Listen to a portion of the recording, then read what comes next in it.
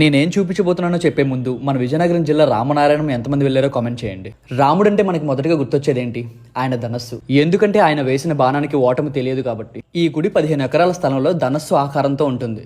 అలాగే మనకి సినిమాల్లో చూపించిన రామాయణం కాకుండా ఆయన అసలు చరిత్ర తెలుసుకోవాలంటే ఇక్కడికి వస్తే సరిపోతుంది.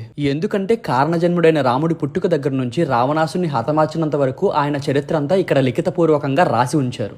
అలాగే సీతాదేవి పుట్టుక దగ్గర నుంచి సీతారాముల పరిణయం వరకు ఎన్ని వింతలు విడ్డూరాలు జరిగాయో అన్ని విషయాలు తెలుసుకోవచ్చు.